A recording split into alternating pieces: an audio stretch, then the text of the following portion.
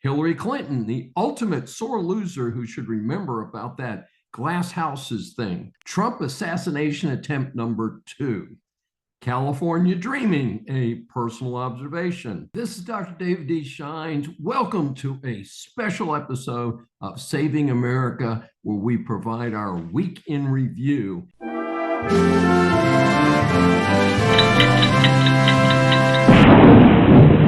And let's dig into the news here. Trump assassination attempt number 2. Just as one assassination attempt was rather stunning, to have 2 in a short period of time is even more stunning.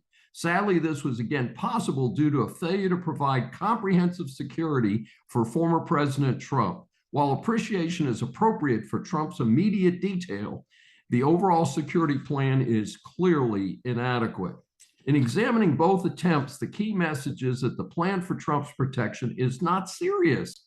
I have to wonder aloud if the government employees at the top, extensively Democrats, are consciously not providing the appropriate type of coverage. Of course, there are some deranged Dems who have even called for Trump to be jailed or killed. In the most recent attempt, the whack job Ryan Ruth laid in wait along a fence line near the 5th hole of the Trump golf course in West Palm Beach, Florida. He reportedly laid there for 12 hours with a high-powered rifle and even wearing a GoPro to record the planned shooting.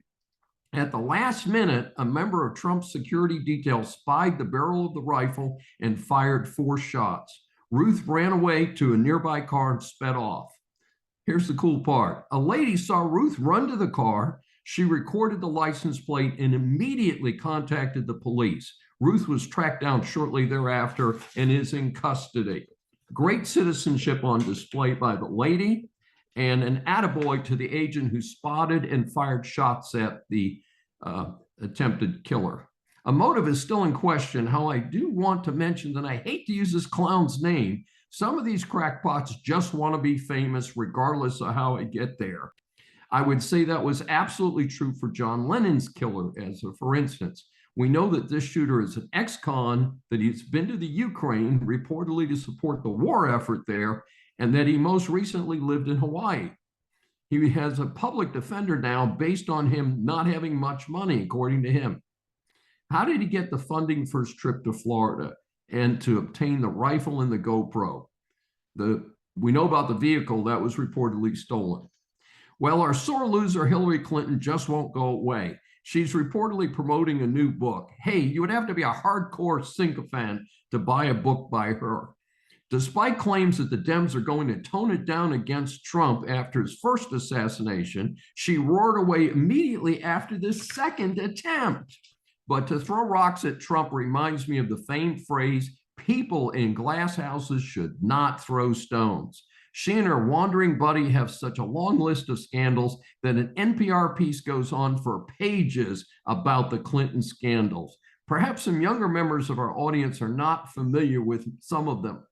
Let's see: Whitewater, Travelgate, Paula Jones, Monica Lewinsky, Vince Foster's death, Filegate, the Benghazi disaster, which was made famous by her infamous statements about the death of the ambassador and the 3 brave men who tried to defend the embassy. The highly questionable finances and expenses of the Clinton Foundation, and the famous server with government material kept at her house, and the erasures of thousands of emails before she surrendered it. More recently, who could forget the ties to Jeffrey Epstein and Bill Clinton? So, in short, Hillary, nobody with any sense cares about you. You're a bitter old biddy. This is a cautionary tale.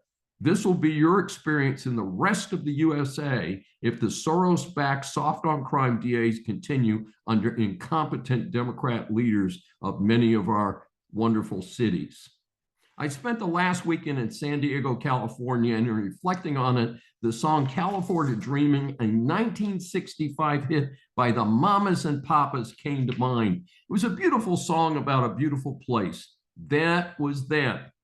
Today, California, after a dozen years of Democratic leadership, is ruined. Most know about the destruction of San Francisco and LA. Corporations and middle-class taxpayers are fleeing the state. San Diego so far seemed to be surviving the decline in the state. In general, the popular tourist area near the waterfront looked pretty good. While having breakfast at a nice cafe, I did see one of the worst looking street people I have ever seen. I am not sure why the police did not remove this filthy and near naked creature to a facility to help him out. That's not humanity as far as I'm concerned. Like any trip, I forgot an item and decided to take a walk to an urban Ross Dress for Less store. Turned out to be a 10-block walk. That was okay. And it was a nice walk until I arrived at the Ross store, which was not far from the courthouses in downtown San Diego. A guard outside the only operating door with a very quiet store on a Saturday afternoon should have been adequate notice. The guard let me into the store. Inside, I was greeted by two guards and a system to let consumers in and out of one entrance only. I was told I'd have to produce a receipt to exit the store. That was fine, as I have this habit of paying for things that I buy. Virtually everything in the store had those electronic tags that can only be removed with a gizmo at the checkout counter. I found my one item, although not really what I wanted, in the store crowded with merchandise, but not customers. This is from a disturbing story by Patty McMurray that appeared in the Gateway Pundit. It begins with a reminder. In 2020, just 44,000 votes across Arizona, Georgia, and Wisconsin won Joe Biden the presidency. On August 12, 2024, the DNC released a memo announcing it would spend six figures to collect up to 9 million Democrat votes from overseas. But hey, folks, only 4.4 million U.S. citizens reside overseas, and only 2.8 million of those are of voting age. The problem is that it's easy to vote from overseas. The Uniformed and Overseas Citizens Absentee Voting Act allows online voter registrations without verification of identity or citizenship status. This is from an article in the American Thinker. Pennsylvania may be the most crucial of the 6 or 7 states described as swing states. In one way, the Dems shot themselves in the foot not selecting moderate Democrat Shapiro, the Pennsylvania governor, as Harris's VP select. How ballots are handled in Pennsylvania is critically important. The state does not require ID when voting by mail. Worse, Pennsylvania Supreme Court has eliminated signature match. They have no idea who is voting these mail ballots. The latest offense by its Supreme Court is that the ballots do not even have to be dated. You know, the Dems are crooked since they will not endorse policies on ballot security and citizenship verification. I hope we can get a red sweep this election season, and maybe we can get a nonpartisan election reform movement going. In the worst kept official secret in decades, the Fed lowered the official government funds rate by a half point. The first quarter point was a gimme, but the next quarter point was a clear nod to help in a tough race for the Democrats. Now, some of our audience might jump up and say, but Dr. Dave, the Fed is supposed to be non-political. Right, and I have a bridge for sale in Brooklyn. Supposedly, the extra quarter point was due to the recent very sketchy job market data and a number of predictions of an economic slowdown. As a fiscal conservative, I still worry that this is simply too soon. Inflation is closer to 3% than the target 2%. And with the national debt and consumer debt at record levels, I favor a tougher path for the government. In a story that's still exploding as we recorded this week's episode, at least 12 are already dead and thousands were injured as pagers exploded on nearby Hezbollah terrorists. Apparently, the demented leader feared that the Israelis would spy on their mobile phones, so ordered his fellow terrorists to carry old-fashioned pagers. These apparently and somehow were booby-trapped with a signal device and a small charge. That was round one. In round two, the radios or walkie-talkies that some of them were carrying are now exploding. Hey, couldn't happen to a nicer group of terrorists.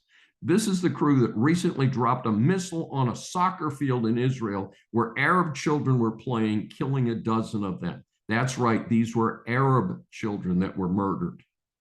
Putin throws his support behind Kamala Harris for president.